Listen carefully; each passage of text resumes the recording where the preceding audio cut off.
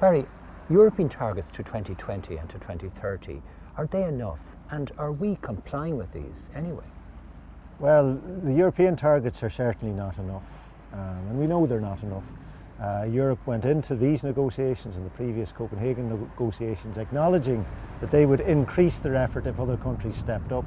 And the one thing that's clear in the Paris Agreement is that the targets that countries expressed before the Paris meeting are inadequate, and everybody accepts that, and the Paris Agreement reflects that increased ambition is going to be necessary.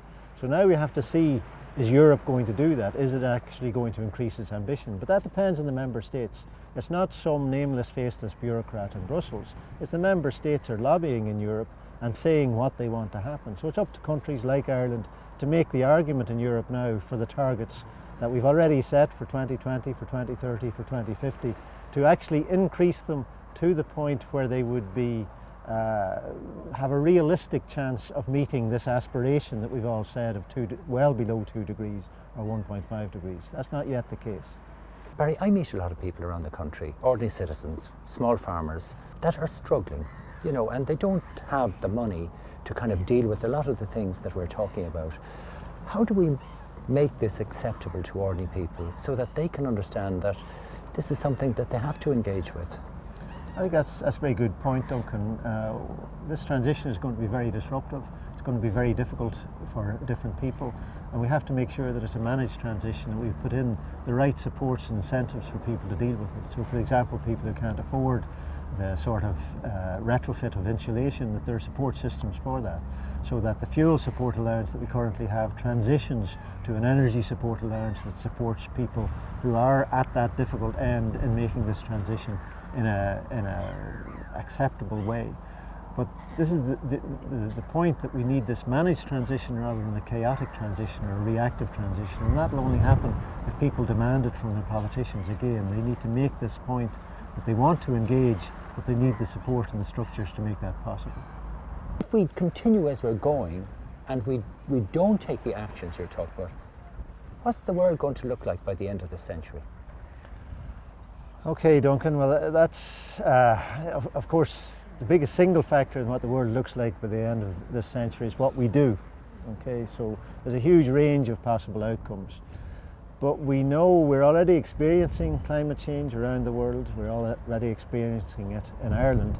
We are going to see significantly greater impacts almost no matter what we do at this stage. The world is a big world. It's a big physical system. It takes decades to respond to the things that we do to it. So the carbon dioxide and other greenhouse gases that we've already put into the atmosphere right now today, the impacts of those on world climate are still going to unfold over the next 30, 40 years. So we're going to see significant further negative effects, and that is going to prompt people's sensitivities in a big way. The problem is that it may be too late. The longer we leave it, then the less control we have. So we're already facing into very difficult circumstances. We're already facing into a very difficult climatic uncertainty. It's very, I mean, I don't want to talk about things that are really so frightening that people will just feel that's impossible. But if you think that the refugee crisis in the Mediterranean over the last year, 2 years, people don't make the connection of that to climate change. But it is actually closely related to the 4-year-long drought in Syria that amplified the conflict there. That's a relatively modest example of mass migration. If you envisage a world with really serious and growing climate impacts, with growing food insecurity, large-scale conflict, then you're talking about a world in which international trade breaks down, in which there are huge mass migrations from different parts of the world. There's starvation, there's warfare. It would be crazy to imagine that Ireland, for example, would somehow be insulated from those effects.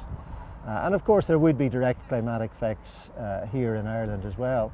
But you have to remember that Ireland's welfare, Ireland's economy relies on imported energy to a huge extent. So even to maintain our own food security, our own agriculture, we're reliant on global trade. So if we keep going as we are now, what does that mean? Well, if we keep going as we are now, Duncan, if we don't make changes, the impacts will be progressive, but we're looking at temperature rises at the very low end of around 3 degrees over pre-industrial, but with significant probabilities that the temperature rise could be 3.5, 4 degrees, or even more than 4 degrees by the end of the century. Now, scientists are beginning to look seriously. Up to now, they haven't been looking too hard at that because they've been assuming we would take action to prevent that. But in the last 4 or 5 years, scientists have been looking seriously at what the potential impacts of those sorts of increases are. And they're not uniform across the world. It's much warmer in higher latitudes. It's much warmer on land. The sum consensus of the current science on that, as best we can understand it, is that a temperature rise of the order of 4 degrees would render the world essentially a world in which organised human civilization as we understand it is no longer possible. That's an extraordinary statement. It's an extraordinary statement for scientists to make, but that is the scale of what we're now talking about. It's really an unthinkable future.